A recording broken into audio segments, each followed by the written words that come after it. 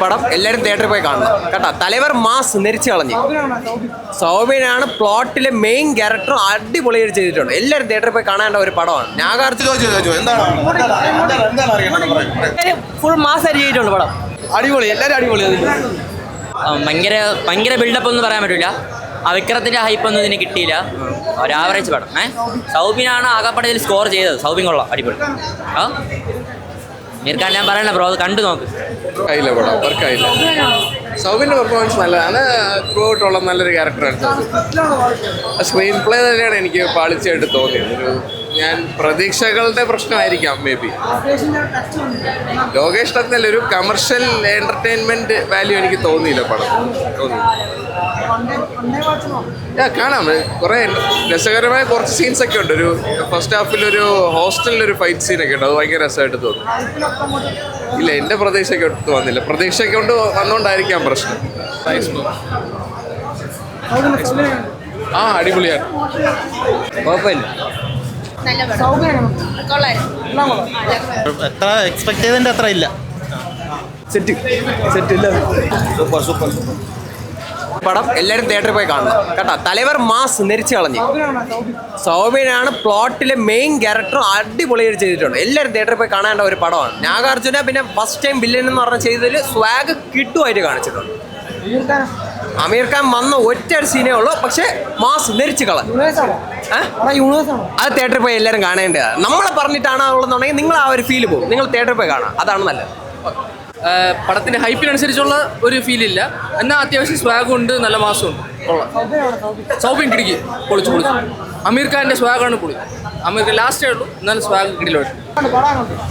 എടാ, ഈ രജനി സാറിനൊക്കെ 200 കോടി എന്തിന് കാര്യത്തിനിടെ കൊടുക്കണത്? ആ 200 കോടി രൂപ വേണ്ടായിരുന്നെങ്കിൽ ഞാൻ ആട്ട ഓടിയാണ് ജീവിക്കണത്. ഉള്ള കാര്യം പറയാല്ലേ. ആ 200 കോടി ഉണ്ടായിരുന്നു 7500 രൂപയുടെ നമ്മൾ CC അടയ്ക്കണത് ഒരു മാസം. ആ 200 കോടിയുടെ എന്നെ പോലെ പാവപ്പെട്ട ഓട്ടോ ഡ്രൈവർമാർ രക്ഷപ്പെട്ടിരുന്ന ആ കുടുംബത്തിൽ, അല്ലെങ്കിൽ പാവപ്പെട്ട ജനങ്ങൾക്ക് കൊണ്ടു കൊടുക്കാൻ പറയട്ടെ. എന്തരടേ പഴയ ശൈലിയുടെ, അയാളെ പഴയ ശൈലി തന്നെ. പിന്നെ ഭാഷയിലെ പഴയ പീഡിക. ഇന്ത്യയിലെ വലിയ പ്യാരികേട്ട നടനാണ് അമീർ ഖാൻ എന്ന് പറയുന്നത്. അത് അയാളെ ഇടയ്ക്കിടയ്ക്കാണ് അയാളെ പണമുള്ളത്. എന്തിനാ അയാളെ കൊണ്ടുവന്നിട്ട് മറ്റേ നേഴ്സറി പഠിക്കുന്ന അങ്കൻവാടി പിള്ളേരെ ഡ്രസ്സ് ബെർമുഡ ഇട്ടുകൊണ്ട് വന്നിട്ട് അങ്കൻവാടിയേ ലിസ്റ്റൻവാടിയേ ചുമ്മാ അടിക്കാം ബ്രോ, അടിക്കാം. പനിയാണ് കട്ടിക്ക് ഒരെണ്ണം 90 കൊണ്ട് പോയെങ്കിലും പനിയപ്പോൾ മാറിയത് കേട്ടാ മതി.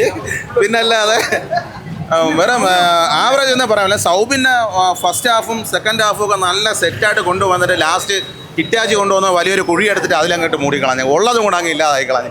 എന്തൊരു പറയാനിടേ. പറയാനായിട്ട് ലോകിയുടെ കഥ, തിരക്കഥ, സംഭാഷണം, ഉച്ചം, ഉഷ്ണ, മൂഞ്ചി കൃഷ്ണ, അത്രേ ഉള്ളൂ. കേട്ടില്ല?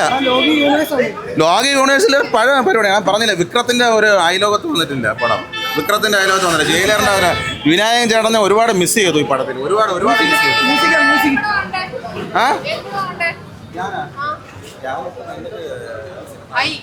അയ്യല്ല ഞാൻ രജനീകാന്ത് സാറിന്റെ പടമാണ്. രജനീകാന്ത് സാറിന്റെ ഏത് പടമാണ്? ഏത്? ആരതാ? വിക്രത്തിന്റെ ഡ്രസ്സാ? മനസ്സിലായില്ല എനിക്ക്. മസാല ദോശ.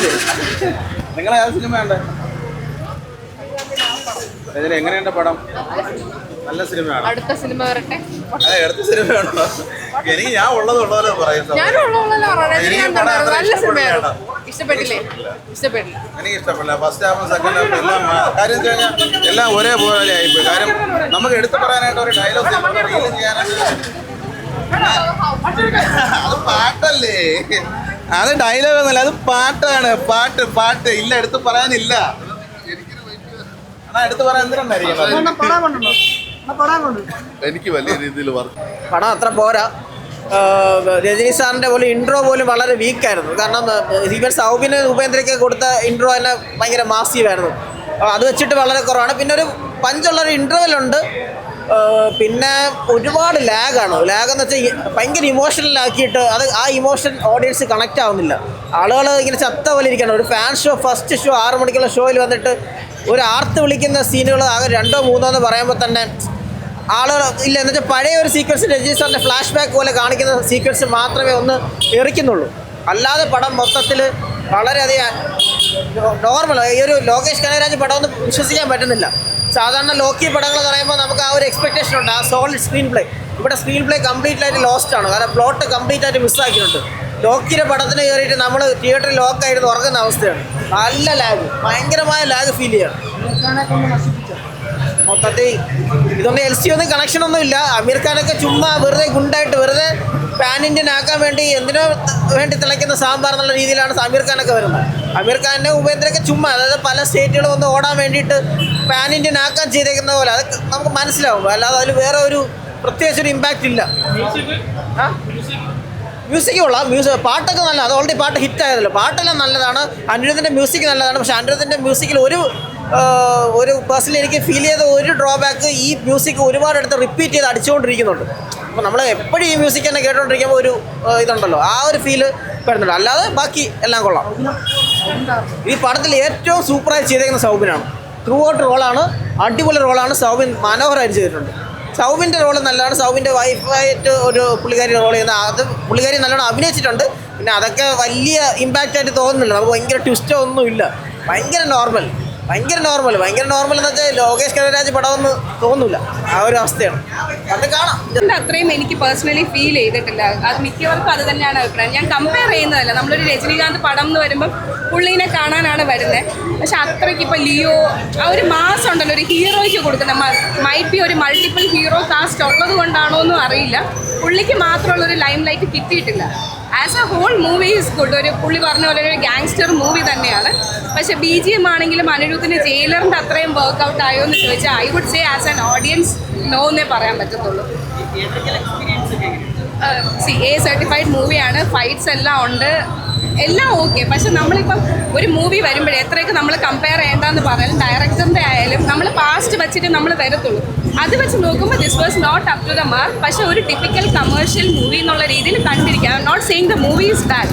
പക്ഷെ നമ്മൾ വിചാരിക്കുമല്ലോ ഒരു സ്റ്റാർ കാസ്റ്റ്, ഇത്രയും സ്റ്റാർ കാസ്റ്റ് വരുമ്പോൾ നമ്മളതിൽ ഓട്ടോമാറ്റിക്കലി വരുന്നൊരു എക്സ്പെക്ടേഷൻ ഉണ്ട്. It's not like we are expecting, automatically it will come. ആ ഒരു സംഭവം ഇതിലില്ല. പക്ഷേ ഒരു രജനീകാന്ത് ഫാനായിട്ടോ ലോകേഷിൻ്റെ ഒരു മൂവി ആയിട്ടോ നിങ്ങൾക്ക് ഈ പടം പോയി കാണുന്നതിൽ ഒരു പ്രശ്നമില്ല. പക്ഷേ as a fan this is not what we thought. അതാ പറഞ്ഞു, ഈ പാൻ ഇന്ത്യൻ സ്റ്റാർസിനെ കൊണ്ടുവന്നപ്പം ആ ഒരു ഹീറോയിക് പ്ലോട്ട് വന്നിട്ട് മൊത്തത്തോടെ സ്പ്ലിറ്റ് ആയിപ്പോയി. We can say that this is a Rajini movie. Throughout ആള് സ്റ്റാർട്ടിങ് തൊട്ട് എൻഡിങ് വരെ ഉണ്ടെങ്കിലും ബാക്കി അങ്ങ് സ്പ്ലിറ്റ് ആയിപ്പോയി.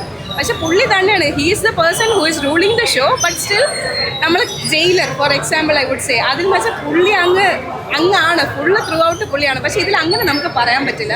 And Shruti Haasan have to say പുള്ളിക്കാരി വളരെ ബ്യൂട്ടിഫുൾ ആയിട്ട് ചെയ്തിട്ടുണ്ട്. Compare to her last movies and all she have improved a lot. നന്നായിട്ട് ചെയ്തു. സംഭവം വന്നിട്ടില്ല.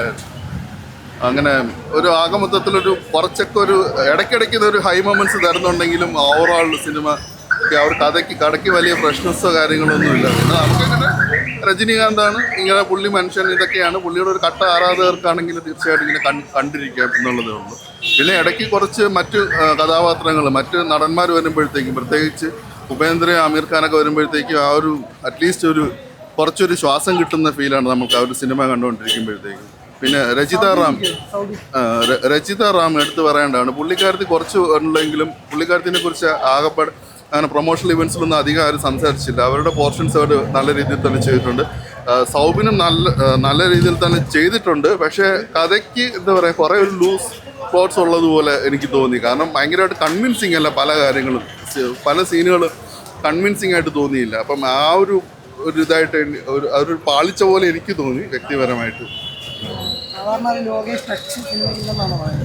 ആ ഒരു നമുക്കിപ്പോൾ ഒരു വിക്രം കാണുമ്പോഴത്തേക്ക് ആ ഒരു ക്വാളിറ്റി ഉണ്ടല്ലോ, അല്ലെങ്കിൽ ഇപ്പം ലിയോയുടെ തന്നെ കുറച്ച് പോർഷൻസിൽ ഒരു ഇതുണ്ടെങ്കിലും അവർ ലിയോയുടെയൊക്കെ തുടക്കം പോലെ ഇൻ്റർവ്യൂലുള്ള ഒരു മേക്കിംഗ് ക്വാളിറ്റിയും കാര്യങ്ങളൊന്നും ആ ഒരു സംഭവം ഇത് ലോക്കിയുടെ തന്നെ ഒരു 100% ലോക്കിയുടെ ആ ഒരു സിനിമ തന്നെ ആണോ എന്നുള്ളൊരു ഡൗട്ട്, ഒരു സംശയം പോലെ തോന്നുന്നുണ്ട്. ഒന്നാമത്തെ കഥയ്ക്ക് യാതൊരു വലിയ ഫ്രഷ്നെസ്സും കാര്യങ്ങളൊന്നുമില്ല. നമുക്ക് പ്രഡിക്റ്റബിൾ ആണ് ഒരു സിനിമ, നമുക്ക് ഊഹിച്ചൊക്കെ എടുക്കാം. ഓക്കെ, തുടക്കത്തിൽ കുറേ നമുക്കൊരു ഫസ്റ്റ് ഹാഫിൽ മൊത്തം നമുക്കൊരു എന്താ പറയുക കുറേ എൻഗേജിങ് അല്ല, കഥയിൽ കുറേ കാര്യങ്ങളുണ്ടെങ്കിൽ പിന്നെ സെക്കൻഡ് ഹാഫിലേക്ക് വരുമ്പോഴത്തേക്കും നമുക്കൊരു ലോജിക് വേസ് കുറേ ക്വസ്റ്റ്യൻസ് വരുന്നുണ്ട്. പിന്നെ മേക്കിംഗ് എന്ന് പറയുമ്പോഴത്തേക്കും രജനി എന്നുള്ളൊരു അദ്ദേഹത്തിൻ്റെ ഒരു നമ്മൾ ജയിലറിൽ കിട്ടിയ ആ ഒരു മീൻസ് ആ ഒരു എലവേഷൻ സീനുകൾ ഈ സിനിമയിൽ കൊണ്ടുവരുന്നുണ്ടെങ്കിലും പക്ഷെ അതേപോലത്തെ ആ ഒരു റോമാഞ്ചിഫിക്കേഷൻ എന്നൊക്കെ പറയുന്ന പോലെ അങ്ങനത്തെ രീതിയിൽ വന്നിട്ടില്ല.